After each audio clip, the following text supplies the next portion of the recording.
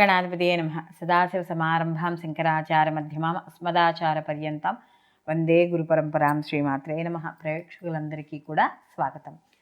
గురు వక్రత్యాగం అంటే మనం గురు రుజు మార్గాన్న ప్రయాణించడం అనేది జరుగుతుంది. అయితే గురువు ఇప్పటి వరకు కూడా మనకి మేషరాశిలో రాహుతో కలిసి ఉండి గురుచండాల యోగంగా మనం చెప్పుకున్నాం ఇదివరకు వీడియోస్లో కూడా. తర్వాత ఎప్పుడైతే ఈ యొక్క రాహువు ఇక్కడ మేషరాశి నుండి మీనరాశిలోకి ఆయన ఎప్పుడైతే మార్పు చెందాడో అక్టోబర్ 31 తర్వాత నుంచి గురువు మేషరాశిలోనే సంచరిస్తున్నా కూడా గురువు వక్రగతిలో సంచారం చేయడం అనేది జరిగింది. అయితే ఇప్పుడు మనకి ఇది డిసెంబర్తో ఈ వక్రత్యాగం అనేది అయిపోయి ఈయన రుజు మార్గాన ప్రయాణం చేయడం అనేది జరుగుతోంది. అయితే ఎప్పటి వరకు ఏప్రిల్ వరకు కూడా అంటే ఇంచుమించు మనకి మే 1వ తారీఖున ఈయన మళ్ళీ వృషభ రాశిలోకి మార్పు చెందడం అనేది జరుగుతుంది. కాబట్టి ఈ 4 నెలల్లో ఏదైతే సమయం ఉందో ఈ సమయం అంతా కూడా గురువు మేషరాశిలో రుజు మార్గంలో ప్రయాణం చేయడం అనేది జరుగుతుంది. అయితే గురువు వచ్చేటప్పటికి మనకి సహజ శుభగ్రహంగా చెప్పడం అనేది జరుగుతుంది. అంటే ప్రతిదానికి చూడండి, మనం గురుబలం చాలా అవసరము అని చెప్తాం ప్రతిదానికి కూడా.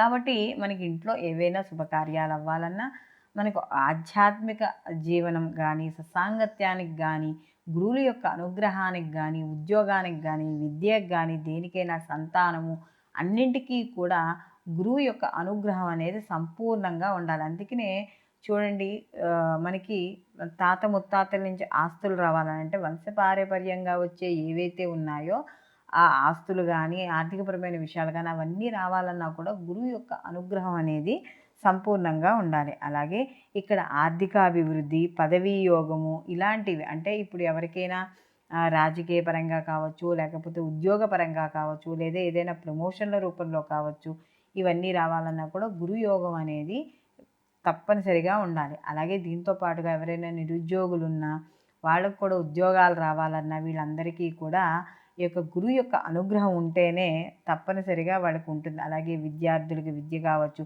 కుటుంబంలో మనశ్శాంతి, సౌఖ్యము, అలాగే కుటుంబ వాతావరణం సంతోషంగా ఉండడం, అనుకున్న పనులు అనుకున్న సమయానికి పూర్తవ్వడము, ఇవన్నీ కూడా గురువు యొక్క అనుగ్రహం వల్ల అనేవి కలుగుతాయి. ఇవి సహజంగా మనం చెప్పుకునే కారకత్వాలుగా ఉంటాయి. అంటే గురువు సహజంగా ఇచ్చే ఇవన్నీ శుభ ఫలితాలు. అయితే ఇలాంటి శుభ ఫలితాలను ఇచ్చే గురువు గత కొంతకాలంగా ఈయన రాహుతో కలిసి ఉండడం, తర్వాత వక్రగతిని పట్టడము, ఇప్పుడు ఆ వక్రగతి ఏదైతే ఉందో ఆ వక్రగతి వీడడం అనేది జరిగింది. అంటే ఈయన సవ్య దిశలో ప్రయాణం చేయడం అనేది జరుగుతోంది. కాబట్టి ఈ ఏదైతే 4 నెలల సమయం ఉందో ఈ సమయం అంతా కూడా అసలు ఈ 12 రాసుల వారికి ఎటువంటి శుభ ఫలితాన్ని ఈ గురువు ఇవ్వబోతున్నాడు అనే విషయాన్ని ఇప్పుడు మనం తెలుసుకుందాం.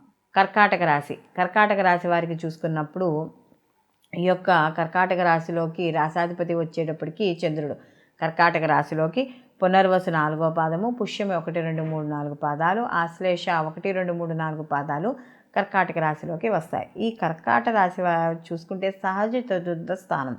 ఈ సహజ చతుర్థ స్థానం ఏదైతే ఉందో ఇందులో గురువుకి ఇది ఉచ్చస్థితి, ఇది కర్కాటక రాశి. అయితే ఈ గురువు ఎక్కడున్నాడు, వీళ్ళకి దశమ స్థానంలో సంచారం, అంటే రాజ్యస్థానంలో సంచారం చేయడం, గత కొంతకాలంగా రాహుతో కలిసి ఉండడం, అలాగే అంటే గురుచండాల యోగం. ఎప్పుడైతే ఇక్కడ దశమంలో ఈ రాహుతో కలిసి ఉన్నాడో వృత్తిపరంగా కొంత దెబ్బతిండం అనేది జరుగుతుంది. అంటే వృత్తిపరంగా పైకి రాలేకపోవడం, లేకపోతే ఉద్యోగపరంగా ఒడిదుడుకులు, ఒత్తిళ్ళు ఇలాంటివన్నీ కూడా గత కొంతకాలంగా కర్కాటక రాశి వాళ్ళు అనుభవించడం అనేది జరుగుతుంది. అయితే ఎప్పుడైతే ఈ యొక్క రాహు అక్టోబర్ 31 నుంచి మార్పు చెందినా కూడా గురువు వక్రీకరణలో ఉండడం వల్ల ఇంకా అంత ఫుల్ ఫ్లెడ్జ్గా వాళ్ళు పొందలేకపోవడం అనేది జరుగుతుంది. అయితే గురువు దశమంలో పూర్తి శుభ ఫలితాలను ఇవ్వకపోయినా కూడా ఇక్కడ ఎంతో కొంత నష్టం అనేది ఉండదు కదా. కానీ ఇక్కడ ఎప్పుడైతే వక్రత్యాగంలో ఉన్నాడో కాస్త ఇంకా వాళ్ళ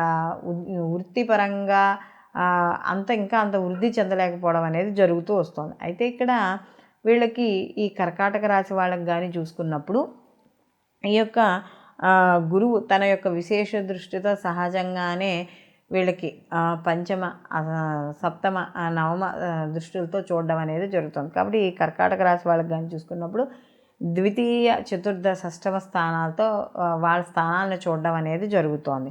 కాబట్టి ఇక్కడ ముఖ్యంగా ద్వితీయ స్థానం అనేటప్పటికి ఏం చెప్తాం మనము?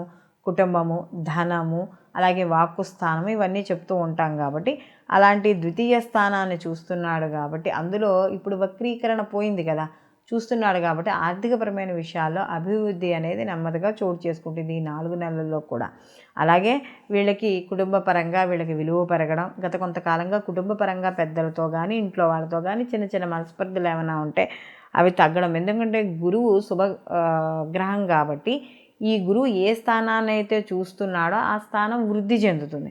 కాబట్టి కుటుంబ పరంగా కూడా అనుకూలత ఉండడం, మీకు కాస్త ఇంట్లో కూడా మీకు నచ్చిన వాతావరణం ఏర్పడడం, సంతోషకరమైన వాతావరణం, కుటుంబ సభ్యులతో ఆనందంగా కాలం గడపడం ఇలాంటివన్నీ కూడా చోటు చేసుకుంటాయి. అలాగే ఇక్కడ ముఖ్యంగా చతుర్థ స్థానాన్ని కూడా చూస్తున్నాడు కాబట్టి వాహనము, తల్లి ఆరోగ్య విషయాలు ఇది వరకు ఎవరైతే ఇబ్బంది పడ్డారో అవన్నీ కూడా చాలా అనుకూలంగా ఉండడం, బంధువుల్ని మిత్రుల్ని కలుసుకోవడం, వృత్తి వ్యాపార పరంగా కూడా అనుకూలత, ప్రమోషన్లు, లాభాలు చవిచూడడం, ధనపరంగా సమయానికి డబ్బు చేతికి అందడం ఇలాంటివన్నీ కూడా జరుగుతాయి. అలాగే ఇంట్లో శుభ కార్యక్రమాలు చేసుకోవడం, ముఖ్యంగా వాహన యోగం. గత కొంతకాలంగా ఏదైనా ఉన్న పాత వాహనాన్ని అమ్మేసి కొత్త వాహనం కొనుక్కోవాలన్నా లేదా కొత్తగా వాహనం కొనుక్కోవాలనుకున్న వాళ్ళకు కూడా మంచి అనుకూలత, గృహయోగము ఇవన్నీ కూడా ఇక్కడ చోటు చేసుకోవడం అనేది జరుగుతుంది. అయితే అనారోగ్య సమస్యలు, గత కొంతకాలంగా అనారోగ్య సమస్యలు అంటే గురువు ఇక్కడ షష్టమ స్థానాన్ని చూస్తున్నాడు. అంటే మనం ఇందాక చెప్పుకున్నట్టుగా 2, 4, 6 స్థానాలను చూసినప్పుడు షష్టమ స్థానాన్ని కూడా చూస్తున్నాడు కాబట్టి ఇక్కడ గత కొంతకాలంగా రుణాలతో ఇబ్బంది పడుతున్న వాళ్ళు, లేదా ఎవరైనా పీడిస్తున్నారు అప్పుల కోసం, అలాంటి వాళ్ళకి ఆ బాధలు తగ్గడము, అలాగే ఆరోగ్య సమస్యలు కూడా ఏమైనా ఉంటే ఆరోగ్య సమస్యలు, శత్రు బాధలు తగ్గడము, శత్రువులు మిత్రులు అవ్వడము ఇవన్నీ కూడా చోటు చేసుకుంటాయి. అలాగే మీరు మాట్లాడే మాట అంటే ద్వితీయ స్థానం వాక్స్థానం మీద కూడా పడుతోంది కాబట్టి ఈ ద్వితీయ స్థానం మీద ఎప్పుడైతే గురువు యొక్క దృష్టి ఉందో అప్పుడు ఆటోమేటిక్గా మీకు శత్రువులు కూడా మీరు మాట్లాడే మాటలు అవతల వాళ్ళకి నచ్చి మీకు శత్రువులు తగ్గడం అనేది ఉంటుంది. అలాగే ముఖ్యంగా ఇక్కడ ఈ యొక్క షష్టమ స్థానం సాధనా స్థానము, అలాగే పోటీతత్వానికి సంబంధించి కాబట్టి ప్రతి పనిని కూడా పోటీతత్వంతో చేయడం అనేది జరుగుతుంది. సంతానపరంగా కూడా శుభవార్తలు వింటారు, ఇంట్లో వివాహాది శుభ కార్యక్రమాలు చేయడం అనేది కూడా జరుగుతుంది. రాజకీయ పరంగాను అలాగే పారిశ్రామికవేత్తలకి వాళ్ళందరికీ కూడా అనుకూలంగా ఉండడం అనేది జరుగుతుంది. అయితే ఇక్కడ ప్రతి పనిని కూడా చాలా మీరు కూలంకుషంగా తెలుసుకుని చేస్తారు. ముఖ్యంగా ఈ యొక్క గురువు యొక్క దృష్టి కూడా మిగిలిన అంటే ఏదైతే షష్టమ స్థానం మీద ఉందో ఏదైతే ఒక పని మీద ఏదైతే పూర్తి అవగాహన అనేది కోరుకుంటున్నారో ఆ అవగాహన కూడా చూజ్ చేసుకోవడం అనేది జరుగుతుంది. అలాగే ఇక్కడ ముఖ్యంగా చూసుకున్నప్పుడు ఇక్కడ వృత్తి ఉద్యోగ వ్యాపారాల పరంగా కూడా గతంతో పోలిస్తే కాస్త ఈ 4 నెలల సమయంలో కూడా చాలా అనుకూలంగా ఉంటుంది. విద్యార్థులకు కూడా శుభవార్తలు, పోటీ పరీక్షల్లో మంచి ఉత్తీర్ణత సాధించడం అనేది కూడా జరుగుతుంది. ఒక్కోసారి వీళ్ళు దూర ప్రయాణాలు కూడా చేసే అవకాశం, అంటే వృత్తి ఉద్యోగ వ్యాపారాల పరంగా దూర ప్రయాణాలు చేసే అవకాశం కూడా ఇక్కడ కనబడుతోంది. వీళ్ళు మరిన్ని మంచి ఫలితాలు పొందడానికి ఈ యొక్క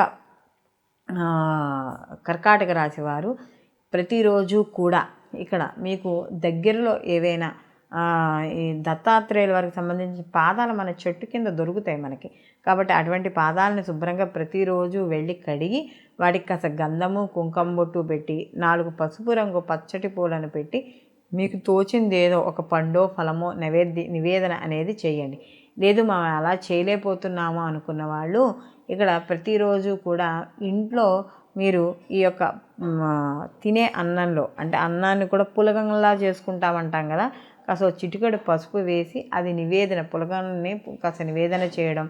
అలాగే వీళ్ళు ప్రతిరోజు కూడా గురునామాన్ని, ఏదో ఒక గురునామాన్ని, అంటే మనకి దత్తాత్రేయ వారికి సంబంధించిన దాంట్లో ఏదో ఒక నామాన్ని ఇక్కడ మీరు ప్రతిరోజు కూడా 108 సార్లనో 58 సార్లనో ఎంతో కొన్నిసార్లు మీరు ఆ నామాన్ని జపించడం ద్వారా మరిన్ని మంచి ఫలితాలు పొందడం అనేది జరుగుతుంది. సర్వే జన సుఖినో భవంతు, లోకా సంస్థ సుఖినో భవంతు.